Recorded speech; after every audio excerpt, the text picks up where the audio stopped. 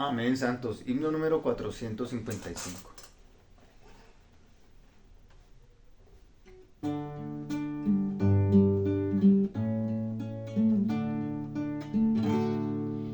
Oh Señor, tus redimidos son tu amada novia hoy. Ella es tu mismo cuerpo, plenitud de expresión.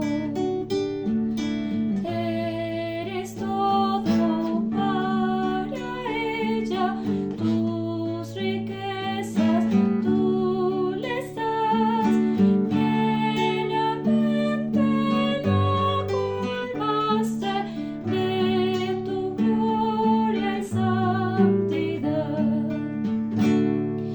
Ved la ciudad santa, llena de su gloria, la expresión de Dios completa en la humanidad. Dios y el hombre están mezclados, qué misterio, qué piedad, siendo el hombre su morada, su fulgor puede expresar. Manifiesta su belleza este vaso universal, toda plenitud divina con su gloria y santidad. De la ciudad santa, llena de su gloria, la expresión de Dios completa en la humanidad. Tal composición viviente son los que Dios transformó, como piezas muy preciosas a Jesús los conformó. Fluye el río, agua viva, desde el trono del Dios fiel. Cristo el árbol de la vida lleva frutos a granel. De la ciudad santa, llena de su gloria, la expresión de Dios completa en la humanidad. Son el candelero de oro, cuya lámpara es Jesús. Dios en él, la luz de gloria, brilla como espíritu. La expresión final y eterna, Dios y hombre, hombre y Dios, mutua habitación gloriosa que completa el plan de Dios. De la ciudad santa, llena de su gloria, la expresión de Dios completa en la humanidad. Amén. Amén. Santos, llegamos al mensaje número 9, el tiempo se hizo rápido. Y como hablamos, este mensaje tiene dos partes. El tema principal es la función de la iglesia. Y hoy estamos en el mensaje 2 de la función de la iglesia, que es la manifestación corporativa de Dios en la carne.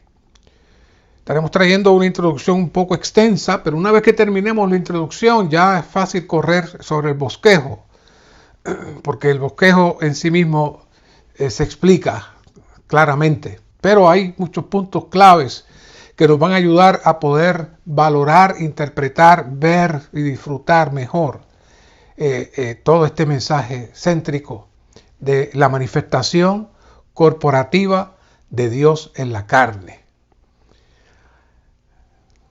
La economía de Dios tiene una meta, y esa meta es que Dios gane la iglesia. Esa es la meta. Nuestro vivir y nuestro servicio tiene que ser conforme a la economía de Dios con la meta de la iglesia. Dios desea la iglesia. Es con la iglesia y a través de la iglesia que Dios puede tener su expresión para el cumplimiento de su propósito eterno. Esa es la base de todos estos mensajes.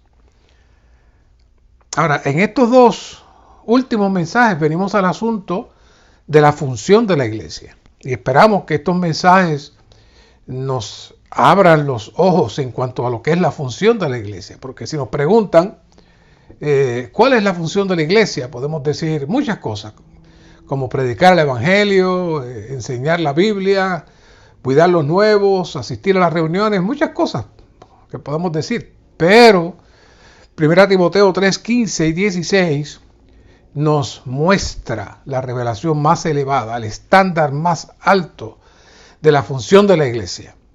¿Qué es? Número 1. La iglesia, primeramente, debe ser la casa de Dios viviente. La casa del Dios viviente. También es ser una columna y base de la verdad divina. Y ya hablamos que también se refiere a la representación de la realidad divina mediante la verdad divina.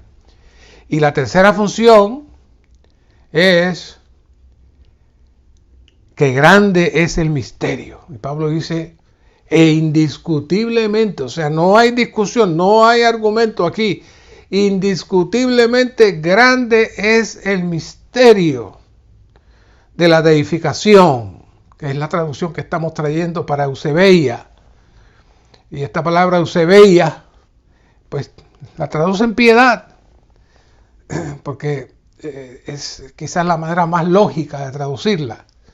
Pero cuando el ministerio la traduce, tiene mucha más profundidad, como veremos más adelante. Y ya lo hemos hablado, pero se lo repito otra vez. Así que Él fue manifestado en la carne. Esa manifestación de Cristo en la carne inicia el proceso de este misterio grande e indiscutible. Y es algo profundo, es serio. Nos va a tomar un tiempo tratar de desmenuzar un poco. Este es uno de los mensajes más extensos y con más contenido para nosotros poder trabajar y ir descifrando todo este maravilloso misterio. Así que todos tenemos que estar abiertos para que podamos recibir este espíritu de sabiduría y revelación para entender este asunto que Dios desea ser manifestado en la carne. Cuando tocamos este asunto, estamos tocando la intención eterna de Dios a fin de ganar una expresión en el universo. Esa es la clave. Este misterio grande que se presenta en estos capítulos no es solo el proceso de Cristo desde su encarnación hasta su ascensión. El secreto está en por qué Él se hizo carne. Aquí es donde está lo grandioso del misterio, por qué Él se hizo carne, y lo estaremos trabajando de diferentes maneras. Y como sabemos, la Biblia es un libro que nos muestra que el deseo de Dios es tener una expresión. Por un lado, este Dios creador que es invisible y es majestuoso, tiene el deseo de tener una expresión. Y la manera para esa expresión es utilizando su criatura, el hombre. De hecho, todos nosotros deberíamos sentirnos honrados y bendecidos de haber sido seleccionados para venir a ser el medio para su expresión. este asunto toca el corazón de la economía de Dios. Dios no desea permanecer en los cielos, recibiendo la adoración de algunos que se postran ante Él, inclusive de diferentes religiones, se postran a Alá, se postran a Dios, pero Dios no desea, eso no es lo que Dios está, lo que lo hace feliz. Dios desea ganar al hombre para hacerlo un instrumento para obtener Él, el Dios invisible, una expresión visible. Así que Dios en su creación seleccionó una sola criatura para hacerla conforme a su imagen y semejanza. Él creó muchos seres vivientes, como todos sabemos, conforme a su género. La jirafa de la jirafa, el elefante del elefante, pero Él creó al hombre conforme al género de Dios, a su género. Dios desea que el hombre tenga su expresión. Eso es algo que nosotros debe pasar. Claro, con el correr del tiempo decimos, somos humanos, somos de los genes humanos, somos de la descendencia humana. Eso es después de la caída, pero antes de la caída, nuestro género no era el género humano, era el género de Dios. Por eso, Dios creó al hombre a su imagen y semejanza para su expresión. Pero como sabemos, nunca llegó a entrar plenamente a completar la carga de Dios, de llegar a ser su expresión corporativa en todo el universo. Por eso, y esto lo hemos hablado muchas veces, pero son cosas centrales que necesitamos caer cuando estamos hablando de la iglesia, cuando el Señor habla con Pedro en Mateo 16, 18 y le dice, yo edificaré mi eclesía, y como sabemos quiere decir, yo edificaré los llamados a salir fuera. Se encierra la carga de Dios de regresarnos a su atmósfera para sacarnos de la atmósfera de muerte y corrupción que entramos en Adán al salir de la dimensión Dios mediante el engaño de Satanás. El enemigo de Dios introdujo a Adán donde él mismo entró. No por su voluntad, él no sabía que iba a entrar ahí. Él entró y se dio cuenta que fue el castigo a su rebelión. Pero luego todos entramos en Adán, viniendo a ser toda la creación maldita por causa de Adán, como el Señor le dijo en Génesis 3:17 y que hemos repetido muchas veces. ¿Y qué sucede? Entonces venimos a ser todos partícipes de la misma injusticia que fue encontrada en Satanás en Ezequiel 21:15. Como saben, tengo mucho que decir de este tema, de este asunto de la injusticia, pero solamente tocaré pinceladas en este mensaje porque no es el tema central, aunque siempre es el tema central. Esta maldición se expresa de una manera muy certera. De hecho, en Romanos 8:20, dos cosas dice ahí. Usualmente prestamos atención al lado positivo, pero hemos estado prestando atención a estos dos puntos negativos que menciona Romanos 8:20 y 21. Número uno dice que la creación fue sujetada a vanidad. ¿Cuándo pasó eso? Pasó en la maldición, cuando la tierra fue maldita. No la maldijo nadie, se maldijo ella sola. Cuando Adán salió de la esfera de Dios, automáticamente todo se derrumba. Y entra primeramente en la vanidad. ¿Y qué es la vanidad? La vanidad es sencillamente la ausencia de la realidad, que es el Dios triuno mismo del cual fuimos sacados. Y luego en el 20 menciona otro aspecto de la maldición, la esclavitud de la corrupción. Ahora, este asunto de la esclavitud de la corrupción es algo muy interesante, que como saben, los que han seguido cerca los mensajes que hemos estado compartiendo, hemos estado profundizando en este asunto y cada vez entramos más. Claro, es muy interesante que de una manera escondida la Biblia tiene muchas cosas que luego la ciencia lo confirma. Aunque no quieran los ateos, tienen que confirmar lo que dice la Biblia. ¿Saben? El proceso que se inició en Satanás, que alcanzó a Adán, y después todo lo creado tiene un nombre científico. ¿Saben cuál es? Está en la ciencia que se llama termodinámica, la cual es una rama de la física que estudia las propiedades y el comportamiento de la energía y el calor de los sistemas físicos. Entonces, esta termodinámica, la ciencia de la termodinámica, tiene unas leyes. Y la segunda ley de la termodinámica se le conoce como la entropía. La entropía. Entonces, ¿qué es la entropía? Le voy a leer una definición. La entropía es una medida de la falta de orden o la cantidad de desorden en un sistema. Esto implica que los procesos naturales tienden a ir en la dirección del aumento de la entropía, es decir, del desorden, de la autodestrucción. Todos los sistemas están moviéndose a un estado de mayor desorden. A esto es lo que el apóstol Pablo le llama la esclavitud de la corrupción en Romanos 8:20. Los científicos descubren la entropía cuando Pablo ya la estaba describiendo aquí en Romanos 8:20. En el momento que Satanás y Adán se salieron del orden de la justicia de Dios, todo entró en entropía. Ahora tenemos un nombre científico para esto. Todo va moviéndose al caos y el desorden. Desde las cosas más grandes y poderosas en el universo hasta nosotros, que del hombre llegar a vivir casi 1000 años, ahora el que rebasa los 70 supera el tiempo que el salmista midió el tiempo del vivir humano. ¿Qué es eso? Eso es la entropía, lo que se mueve al caos. Pero en este mensaje vemos en 1 Timoteo 3:16 que se inicia un nuevo proceso para detener la entropía.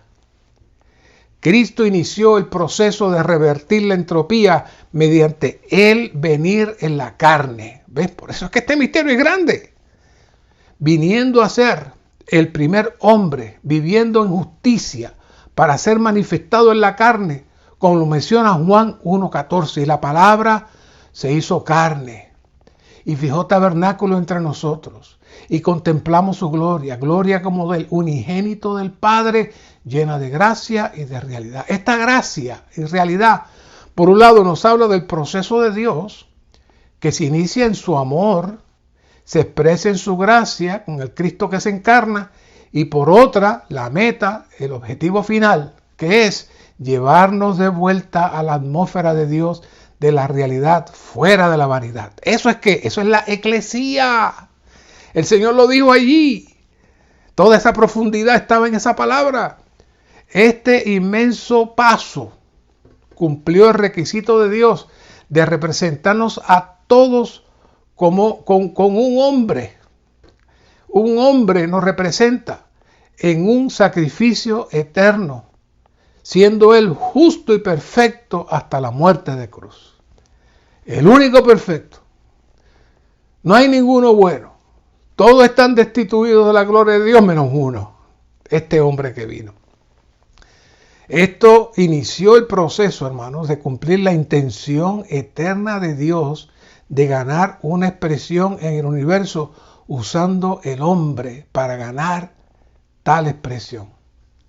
Cosa que Adán no lo consiguió, pero Cristo lo consiguió mediante el vivir de este hombre en justicia por 33 años y medio.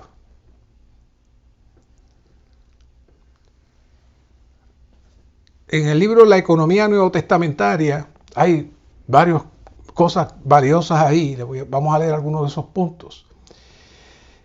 Y hay en el prefacio hay un aspecto que dice: el Nuevo Testamento nos revela que el Dios triuno se hizo carne en el Hijo con el Padre por el Espíritu para ser un hombre.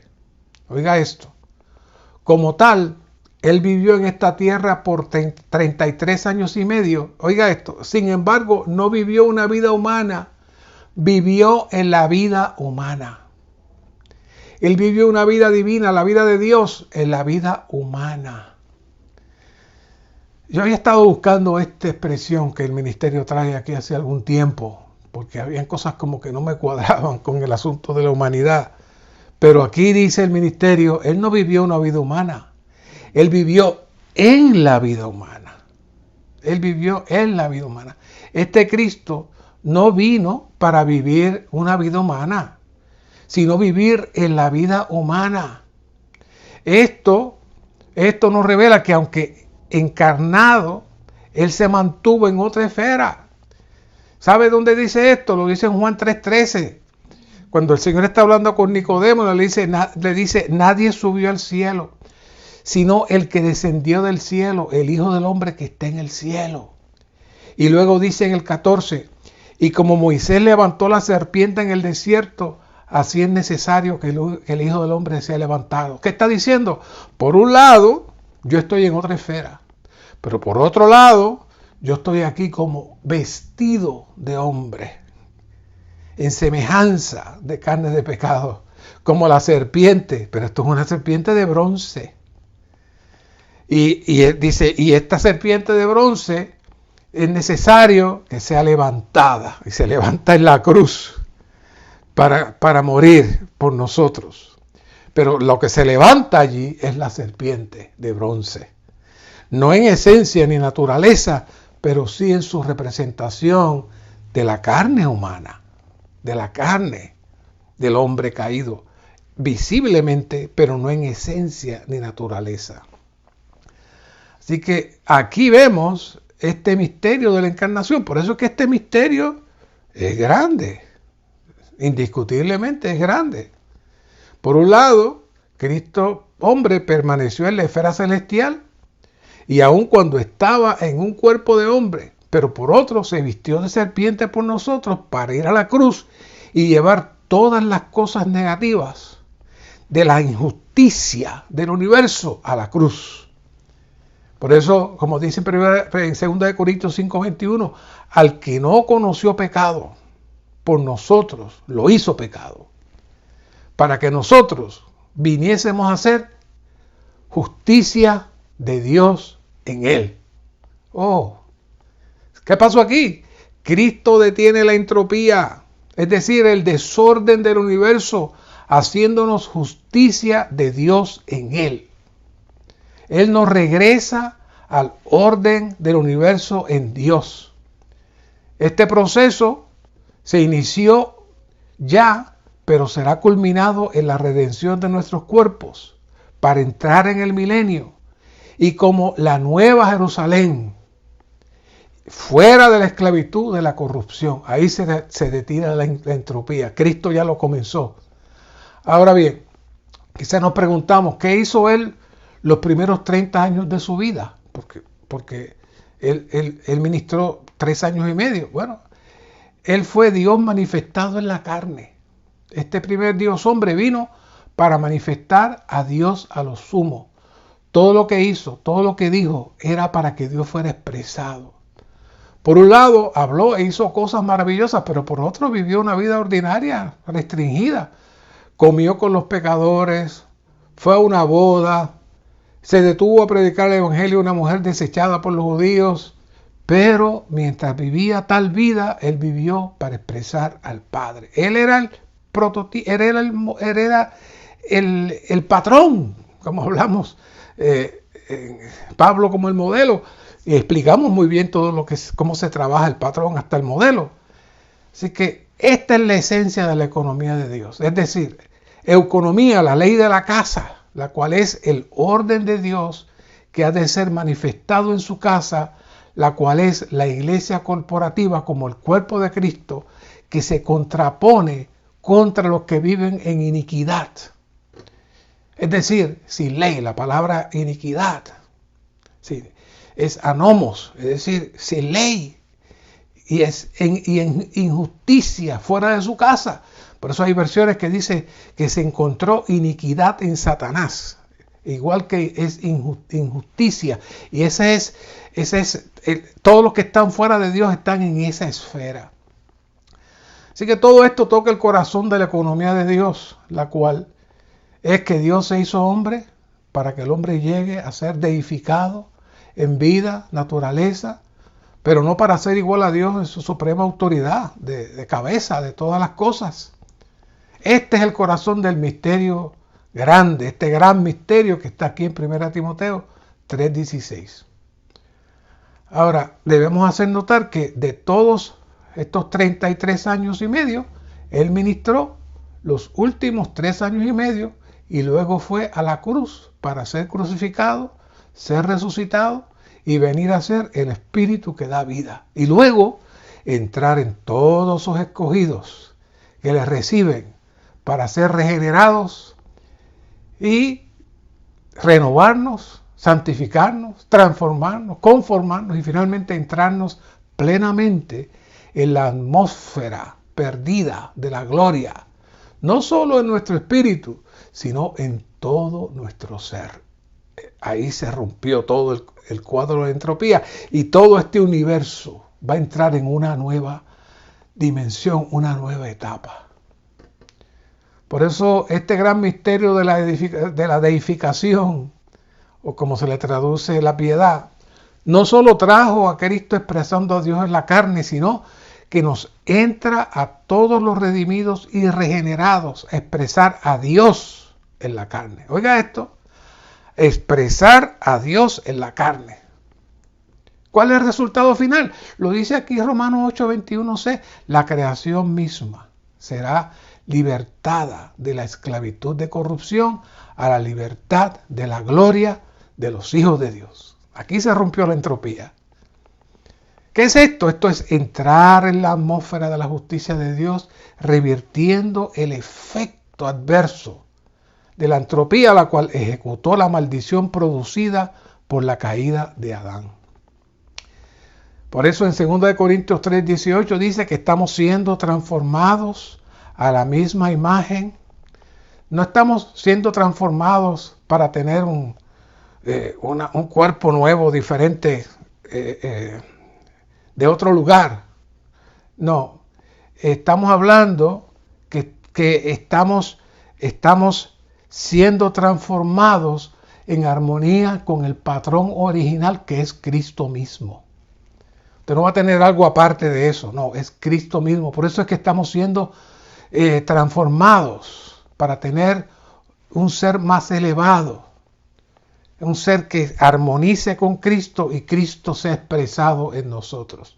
No un ser elevado fuera de Cristo, no es eso, no es una nueva creación fuera de Cristo, es Cristo expresado en nosotros, siendo conformados a la imagen del primogénito Hijo de Dios. Así que aunque fuimos hechos a la imagen de Dios, como dice la Biblia, ese proceso sigue avanzando hasta poder ser transformados a la misma imagen del Dios triuno en Cristo. Todos debemos ser limpiados los conceptos religiosos de ser piadosos, tratando de hacer el bien, orando a Dios para que nos ayude en nuestras necesidades, para que todos suframos menos, y que Dios, pues, ir los domingos a un templo cristiano y levantar las manos allí y danzar un ratito y después salir y seguir siendo lo mismo. No, eso no es. Esa es la base de la religión, pero no es la base de la economía de Dios. Y ahora podemos entrar al bosquejo.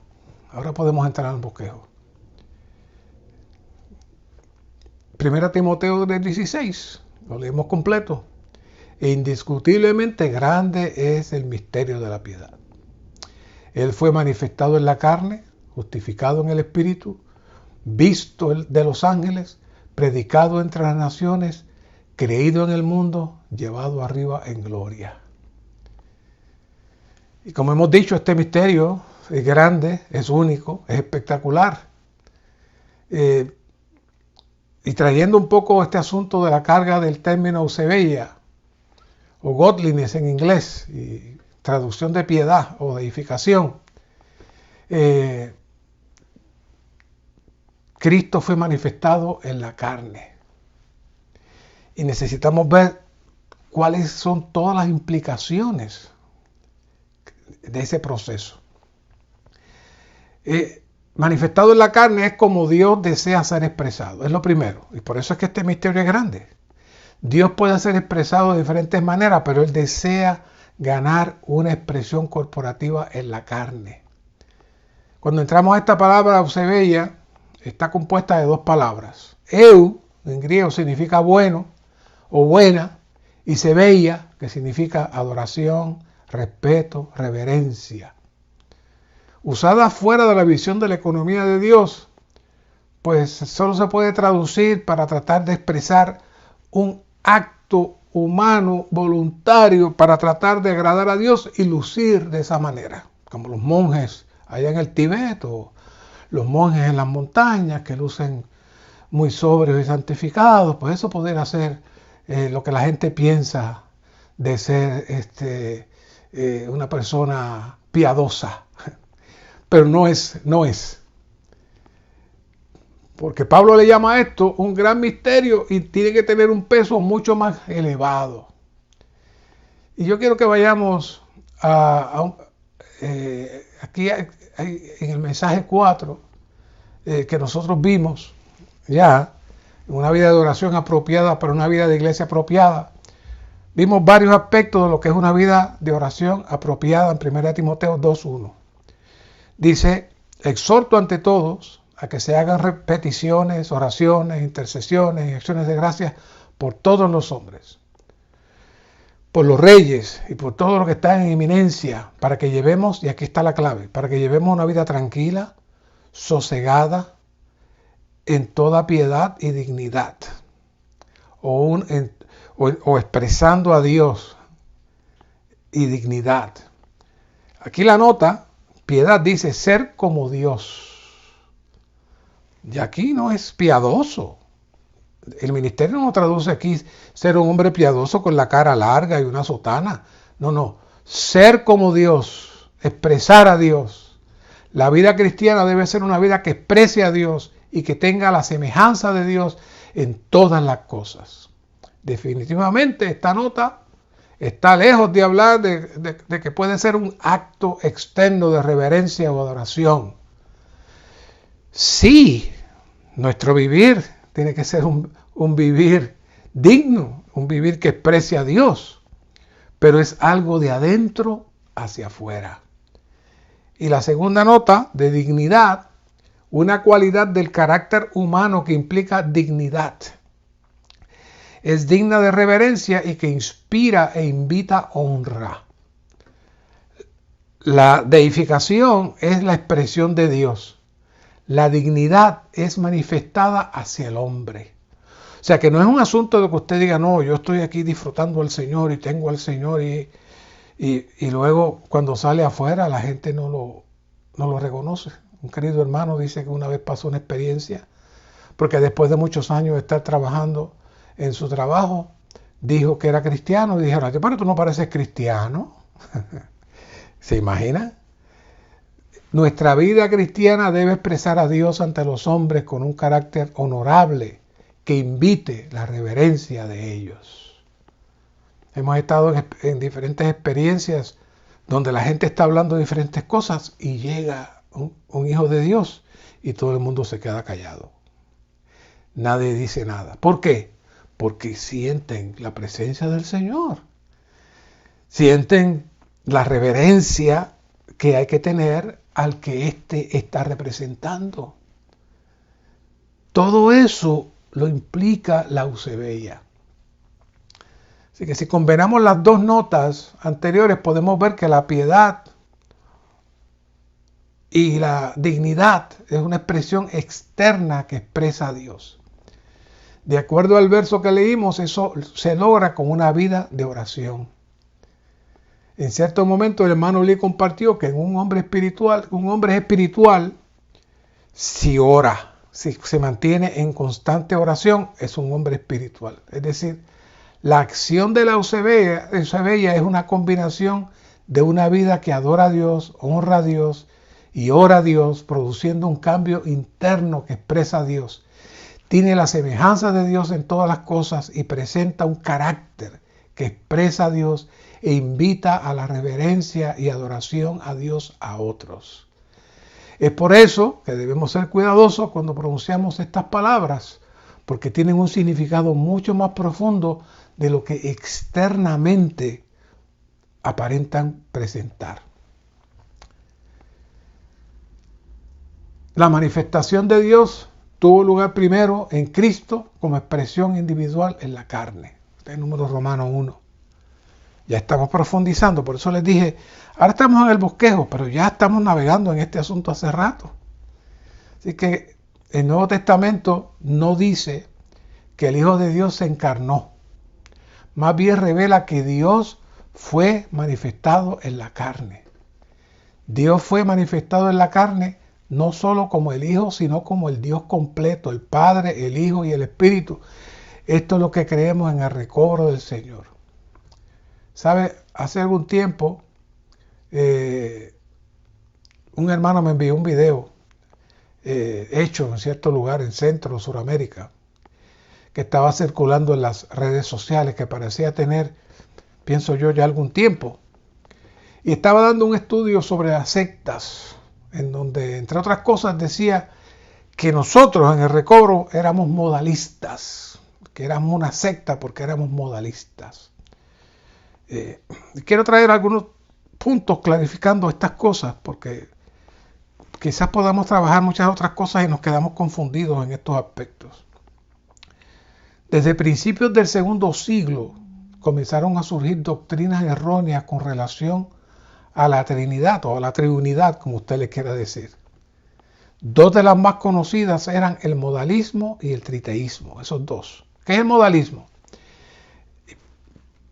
Oiga bien, es una doctrina que afirma que Dios se manifiesta en tres modos diferentes o roles, pero no como tres personas distintas. Según esta perspectiva, Dios se revela como Padre en el Antiguo Testamento, como Hijo en el Nuevo y como Espíritu Santo en la actualidad. Y usted dirá, pues eso suena bien. Mucho cuidado. El modalismo niega la existencia de tres personas divinas distintas en la deidad. Es decir, ellos dicen que es una misma persona, pero viene de manera separada en cada aparición. Esto niega la inherencia, es decir, la participación de la Trinidad Divina en todos los procesos. Es decir, que cuando el Padre vino, el Hijo ni el Espíritu estaban. Cuando el Hijo vino, el Padre ni el Espíritu estaban.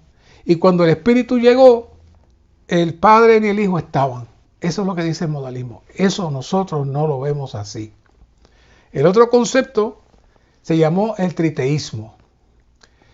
Y aunque no lo creamos, lamentablemente, especialmente dentro del ámbito católico, muchas personas tienen esta visión, aunque no es que se predique en la Iglesia Católica, pero por la manera como se explican las cosas, las personas a veces lo infieren de esa manera. Creen que son tres dioses separados e independientes en lugar de un solo Dios. Y esa es la doctrina trinitaria, donde creen que son tres dioses diferentes. El triteísmo niega la unidad y la divinidad de Dios, sosteniendo que hay tres dioses distintos y no una sola deidad en tres personas, Padre, Hijo y Espíritu Santo. Aquí en el libro, otra vez, La economía no testamentaria de Dios, el hermano Lee nos trae una explicación maravillosa que tomaré un tiempecito para compartírsela. El Nuevo Testamento revela que cuando vino el Hijo de Dios, vino con el Padre. El Hijo decía que nunca estaba solo en esta tierra. Juan 8:29, Juan 16:32. El Padre estaba con él todo el tiempo. El Hijo estaba con el Padre y por el Espíritu. Mateo 1:18 y 20 nos dice que María fue hallada teniendo del Espíritu Santo en el vientre. Y lo que en ella es generado del Espíritu Santo es. El Espíritu Santo fue la propia esencia divina que constituyó la concepción de Jesús. El que nació de la Virgen María y fue llamado Jesús tenía la esencia divina en su ser. Esta fue la razón por la cual él nació, no meramente como un hombre, sino como el Dios hombre. Era el Dios completo y hombre perfecto, porque la esencia divina era su misma constitución. Por lo tanto, El Hijo vino en la carne con el Padre y por el Espíritu. También el Hijo con el Padre por el Espíritu vino a ser la corporificación del Dios triuno, como dice en Colosenses 2:9. Esta persona es el Dios triuno corporificado. No consideren que el Hijo pudiera estar solo, separado del Padre o del Espíritu. Conforme a la revelación entera de la Biblia, el Padre, el Hijo y el Espíritu coexisten y son coinherentes desde la eternidad pasada hasta la eternidad futura. Coexistir significa existir juntos al mismo tiempo, pero ser coinherente significa existir uno dentro del otro, o sea, morar el uno en el otro. Cuando le dijo el Señor a Jesús, a Felipe, que él estaba en el Padre y que el Padre estaba en él, hablaba de ser coinherentes. Es fácil demostrar la coexistencia de tres cosas, sin embargo es más difícil demostrar la coinherencia de tres cosas. Qué maravilloso es que los tres de la deidad coexistan y sean coinherentes desde la eternidad hasta la eternidad. Bueno, después de esta declaración, regresamos al tema central del misterio grande sobre el Dios manifestado en la carne. La pregunta es, ¿qué es la carne? Para esto necesitamos regresar a Génesis 6, cuando Dios dice en Génesis 6, 3, y dijo Jehová, no contenderá mi espíritu con el hombre para siempre, porque ciertamente él es carne. Serán sus días pues 120 años. Todavía aquí no había bajado tanto. El hombre, de ser hecho a la imagen y semejanza de Dios, ahora tiene otra imagen y otra expresión. Ahora es un ser que no expresa a Dios desde su espíritu, sino que expresa la corrupción y degradación al estar fuera de Dios por ser gobernado por su carne. Claro está, no podemos olvidar los acontecimientos que preceden a esta declaración. Ha surgido una mezcla sin precedentes entre los ángeles caídos y los seres creados. Esto da rienda suelta a la operación satánica que activó y tomó la mente y la carne del hombre a tal extremo. En ese momento podemos decir es que surge la gran diferencia entre el hombre como imagen de Dios y el surgimiento de la humanidad caída. Es aquí donde vemos el efecto de la maldición y el gran derrumbe del universo. La carne no era un problema antes en Génesis 6. ¿Qué dice Génesis 2:24? Por tanto dejará el hombre a su padre y a su madre y se unirá a su mujer y serán una sola carne. Pablo vuelve y repite esto en Efesios 5. La carne era solo la expresión física del hombre tripartito que expresaría a Dios en su espíritu. Pero en 1 Timoteo 3:16 se trae el elemento de la carne. Él fue manifestado en carne, es decir, Cristo, como el primero entre muchos hermanos. Su primer paso es tomar dominio de la carne y retornarla como expresión de Dios. En griego, la expresión griega es sarx, que es la expresión de la corrupción causada por la caída que produjo la maldición de todo lo creado, incluyendo todo nuestro ser, que es expresado y controlado por nuestro cuerpo físico como carne, que es manipulado por el enemigo y sus demonios en nuestra mente. Nuestro cuerpo responde a esa operación satánica que él lo trabaja desde afuera, con la televisión, con cosas de los ojos, como habla Juan. Todo se entra por nuestros ojos, nuestros oídos, y luego se trabaja en la mente, se produce en la mente y se activa lo que es la carne, no solamente el pellejo y los huesos, sino la carne viene a ser la constitución caída fuera de Dios. Así que por eso el apóstol Pablo nos habla constantemente de que necesitamos ejercitar nuestro espíritu en nuestro vivir diario, de tal manera que la iglesia pueda expresar a Dios, que la iglesia pueda ser expresada en todo el ser tripartito, culminando con la carne. Como dice aquí en 1 Tesalonicenses 5:23, y el mismo Dios de paz os santifique por completo, y vuestro espíritu, vuestra alma y vuestro cuerpo sean guardados perfectos e irreprensibles para la venida de nuestro Señor Jesucristo. Esa es la gran victoria en la que Pablo nos alienta en Romanos 8:6. Porque la mente puesta en la carne es muerte, pero la mente puesta en el espíritu es vida y paz. Si perseveramos en el ejercicio de la deificación, poniendo nuestra mente en el espíritu, todo nuestro ser, es decir, no solo nuestro espíritu y nuestra alma, sino también nuestro cuerpo, el cual es la expresión física de la carne, será preservado para la expresión única de la imagen del Hijo. Colosenses 2:9, porque en Él habita corporalmente toda la plenitud de la deidad. No son tres dioses separados, o no es uno primero y otro después. Toda la plenitud de la deidad está en Él, pero dice corporalmente. Es muy alumbrador que se use aquí el término corporalmente. ¿Por qué ese énfasis? Porque Dios desea enfatizar en el Cristo hecho carne, en donde Él habita, y habita toda la plenitud de la deidad. Todo el Dios triuno está en el Cristo hecho carne como nuestro patrón, como nuestro patrón para ser vivido y expresado de igual manera en nuestra carne. Romanos 8:11. Si el espíritu de aquel que levantó de los muertos a Jesús mora en vosotros, aquel que levantó de los muertos a Cristo, ¿qué? Vivificará también vuestros cuerpos. Aquí están los cuerpos mortales por su espíritu que mora en nosotros. Dios le interesó enviar a Cristo en la carne. ¿Por qué? Para que nuestros cuerpos también fueran vivificados. Otro punto crucial en toda esta operación es que Dios está determinado en recobrar lo que el enemigo ha ganado. Cristo fue vivificado por el Espíritu, su cuerpo fue vivificado. De igual manera nosotros también estaremos en tal operación para que también nuestro cuerpo sea recobrado y entrado en la atmósfera de Dios y fuera de toda corrupción.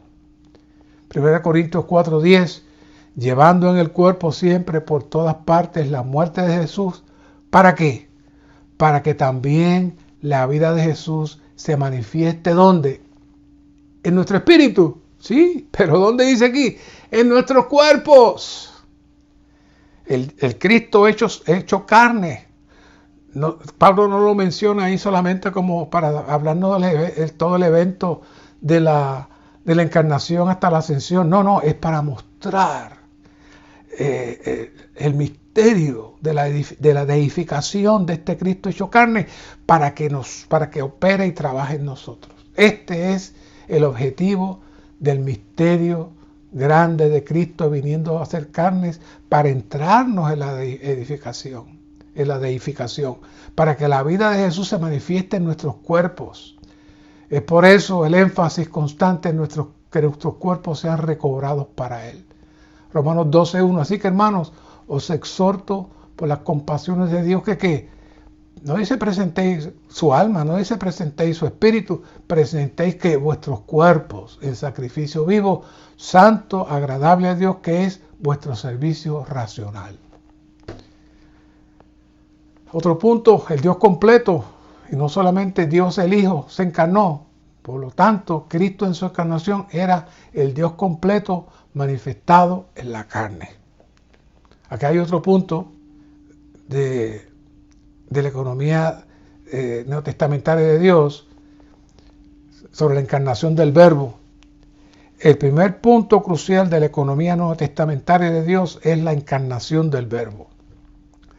Hablando con propiedad, la encarnación es la encarnación del Verbo. Juan 1:14 dice que el Verbo se hizo carne. Oiga, no dice que Cristo se hizo carne o que Dios se hizo carne. La Biblia nos dice que el Verbo, quien era Dios, se hizo carne. El Verbo es la definición de Dios. Y ya que es la definición de Dios, es la corporificación de Dios. Dios es abstracto e invisible, porque Dios es espíritu. Juan 4:24. Nuestro pensamiento es abstracto, es invisible, pero cuando lo ponemos en palabras, nuestro pensamiento se transmiten esas palabras y llegan a ser la definición de nuestro pensamiento. Mientras usted no pone el pensamiento en palabras, está misterioso. La misma corporificación de nuestro pensamiento se transmite en las palabras. La palabra es la definición, la expresión, la corporificación de nuestro pensamiento. Si yo les hablo por 1 hora, ustedes sabrían cuál es mi pensamiento, porque mi pensamiento está corporificado en mi palabra. Siempre que hablamos, ustedes pueden percibir. Si yo no les estuviera hablando, no podrían saber nada. Si se va el sonido, y espero que no se vaya, no podrían saber nada. Así que la palabra transmite y expresa lo que no se ve. Cristo vino a ser el Verbo. Por eso es importante definir que el Verbo se hizo carne. El Verbo, que es Dios mismo expresado, se hizo carne en Cristo Jesús. El Verbo, como la definición de Dios, la expresión de Dios y la corporificación de Dios, se hizo carne. El Verbo, el cual era la definición de Dios y la corporificación de Dios, necesitaba ser corporificado aún más en una persona, y esta persona era Dios el Hijo. Cuando el Verbo se hizo carne, la misma corporificación de Dios llegó a ser una persona llamada Jesucristo. Esta persona es la corporificación del Verbo, el cual era la corporificación de Dios. De esta manera podemos decir que Dios ha sido corporificado 2 veces. Dios fue corporificado en el Verbo antes de su encarnación, y el Verbo fue corporificado en una persona viviente que era el hombre Jesucristo. En su ministerio, en la etapa de encarnación, Cristo introdujo al Dios infinito en el hombre finito. En Cristo, el Dios infinito y el hombre finito llegaron a ser ¿qué? Una sola cosa. Por eso en Juan 10:30 Cristo dice: yo y el Padre uno somos. En el 38 dice: refiriéndose a las cosas, mas si las hago, aunque no me creáis a mí, creed a las obras, para que sepáis y conozcáis que el Padre está en mí y yo en el Padre. 14:6 yo soy el camino y la realidad y la vida. Nadie viene al Padre sino por mí. Si me conocieseis, en el 7, también a mi Padre conoceríais, y desde ahora le conocéis y le habéis visto. Jesús está diciendo: ¿me ves a mí? Jesús le dijo a Felipe: tanto tiempo hace que estoy con vosotros, 14:9, y no me has conocido, Felipe. Ese capítulo 14 está completamente hablando del proceso de la coinherencia. El que me ha visto a mí, ha visto al Padre. ¿Cómo pues dices tú, muéstranos el Padre? ¿Por qué? Porque Él era el Verbo. Y al ser el Verbo, expresa al Padre. 14:20, en aquel día vosotros conoceréis que yo estoy en mi Padre, y vosotros en mí, y yo en vosotros. Ahora hay una mezcla, no solamente entre el Dios triuno mismo, sino entre el Dios triuno y nosotros. Ese es el gran misterio. Ese es el misterio espectacular, maravilloso de este Cristo hecho carne, para que ahora surja esta mezcla divina entre nosotros. Por medio de la encarnación, la incorporación divina, Dios en su Trinidad divina, que es mutuamente coinherente y obra juntamente como uno solo, fue introducida en la humanidad. Por tanto, Cristo es la incorporación del Dios triuno con el hombre tripartito. Cuando Él se hizo hombre, Él introdujo el ser de hombre en esa corporificación. Cuando Cristo se encarnó, el Dios completo vino al cuerpo de hombre de Cristo. Y no hay mejor, Isaías 9:6 lo presenta, todos conocemos esto, pero está lleno de revelación. ¿Qué dice? Porque un niño nos es nacido. Primero un niño, después hijo nos es dado, ahora hay un hijo. Y ahora el gobierno está sobre sus hombros, sobre su hombro. Y se llamará su nombre Maravilloso, Consejero, Dios Fuerte, Padre Eterno, Príncipe de Paz. Un niño es un hijo, que el gobierno está sobre su hombro, es maravilloso, es consejero, es Dios fuerte, es padre, pero es niño y es hijo. ¿Qué es esto? Es el Dios triuno, Isaías 9:6. Así que la palabra, quien es Dios, se hizo carne. Se hizo carne significa en la semejanza, el porte exterior de un hombre. Por eso siempre me gusta mencionar el Salmo 139 como testimonio de esta operación del Cristo encarnado directamente, con un cuerpo directamente preparado y dirigido por Dios mismo. Vea estos 3 versos. Salmo 139, 13, 14, 15 y 16. 4 versos. Porque tú formaste mis partes internas, me tejiste en el vientre de mi madre. Número 1. Te alabaré, porque asombrosa y maravillosamente he sido hecho. He sido hecho. Tus obras son maravillosas y mi alma lo saben. 15. Mi estructura ósea no fue encubierta de ti cuando fui hecho en lo secreto. En lo secreto. Formado con destreza en las profundidades de la tierra. Tus ojos veían mi sustancia aún no formada. Y en tu libro todo estaba escrito, todos los días que me fueron asignados, cuando no existía ninguno de ellos. Cristo se presentó a los demás en forma de hombre, no obstante, Él era el Dios manifestado en un hombre. Es un misterio la participación del elemento de María en el cuerpo de Jesús, pero por lo que aquí se describe, la formación del cuerpo físico de Cristo no se dejó suelto o espontáneo el proceso natural tradicional de una mujer embarazada que ha sido fecundada en el ovario. No, este cuerpo Dios lo preparó directamente para Cristo en María. El Dios que es la palabra no es un Dios parcial, sino el Dios completo. Dios el Padre, Dios el Hijo y Dios el Espíritu. Que nadie diga que somos modalistas ni triteístas. Estamos claros. De hecho, nuestra definición armoniza bastante, aunque es mucho más completa sobre el Concilio de Nicea en el 325, donde por causa de estas teologías falsas se unieron y definieron el asunto de la Trinidad. Y nosotros básicamente esa estructura la aceptamos, aunque trabajamos con mucho más detalle y mucha más claridad. La palabra es la definición, explicación y expresión de Dios. Por tanto, la palabra que se hizo carne, Dios manifestado en la carne, es la definición, explicación y expresión de Dios en la carne. Ya eso lo vimos. En Cristo habita corporalmente toda la plenitud de la deidad. Vamos al punto 2. 1 Timoteo 3, 15 y 16 se nos indica que no solamente Cristo mismo como cabeza es la manifestación de Dios en la carne, sino que también la iglesia como cuerpo de Cristo y casa de Dios es la manifestación de Dios en la carne, el misterio de la deificación. Aquí se cierra este mensaje y aquí se cierra este misterio grande.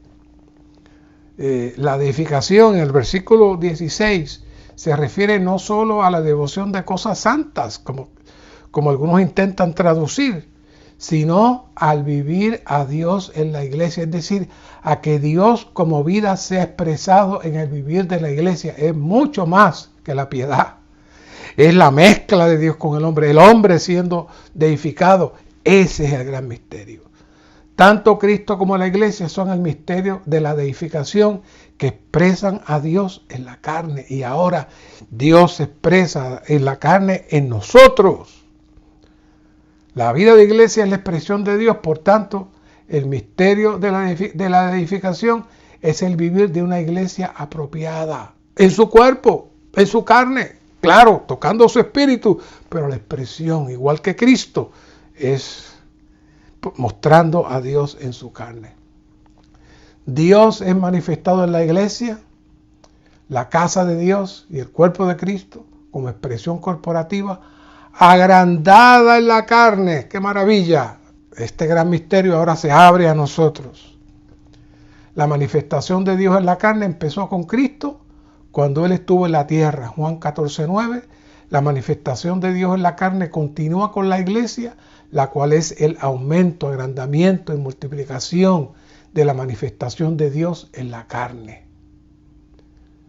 Cuando la iglesia esté bien cuidada, me gusta mucho esa expresión, según lo escrito en 1 Timoteo 1:3, la iglesia ejercerá la función de ser la casa de Dios viviente para su mover en la tierra y también de ser columna y fundamento de la verdad con la cual porta la realidad de Cristo y su cuerpo. ¿Dónde lo porta?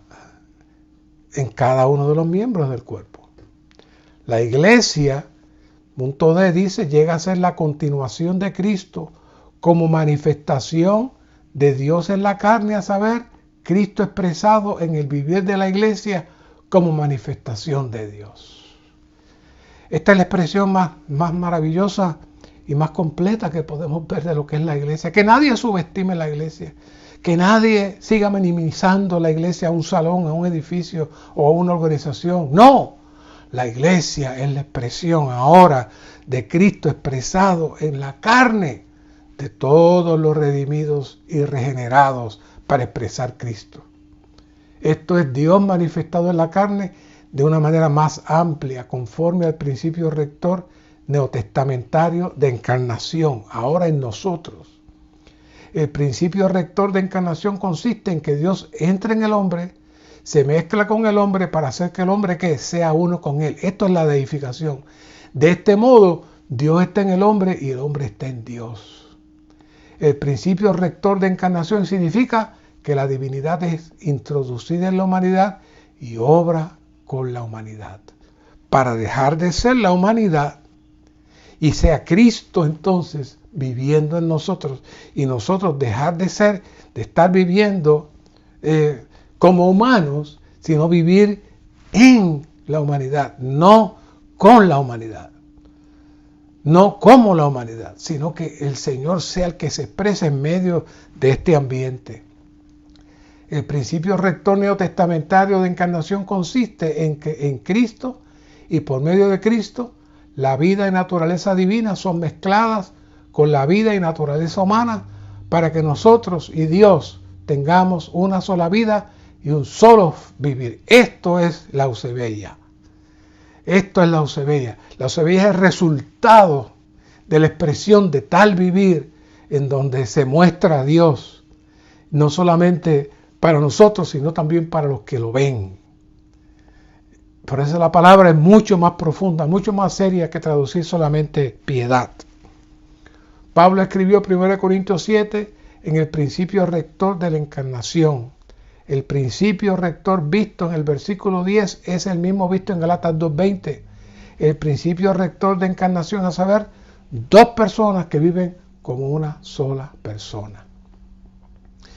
Si somos saturados del Espíritu, lo que expresemos será nuestro pensamiento, pero también será algo propio del Señor, porque somos uno con Él. Por eso, la mente puesta en la carne es muerte, pero la mente puesta en el Espíritu es vida y paz. ¿Cuál es el gran misterio de la deificación? Consiste en que Dios ha llegado a ser hombre, para que el hombre llegue a ser Dios en vida y naturaleza, mas no en la deidad, a fin de producir un Dios hombre corporativo para la manifestación de Dios en la carne. Finalmente, Dios será manifestado en la Nueva Jerusalén como expresión corporativa consumada del Dios triuno procesado y consumado en el cielo nuevo y la tierra nueva. Esta es la función más maravillosa y completa para la iglesia. Que todo esto nos lleve a una realización profunda de que todo lo que hacemos es para el cumplimiento de esta operación triple de producir la casa del Padre, de ser la columna y fundamento de la verdad y ser la manifestación y expresión plena de la imagen del Hijo en la carne mediante el ejercicio en la deificación. Esta expresión de Dios siendo expresado en la carne es una aseveración muy particular. Sabemos que Dios desea ser expresado en el universo por medio de su creación, pero aquí el énfasis es que Dios desea ganar una expresión corporativa en la carne. Gracias, Señor, por esta palabra. Gracias, Señor, por esta revelación.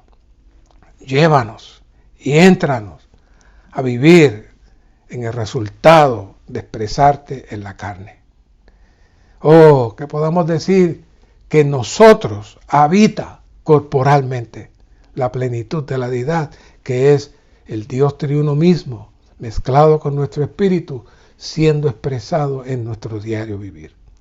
Gracias, Señor. Amén.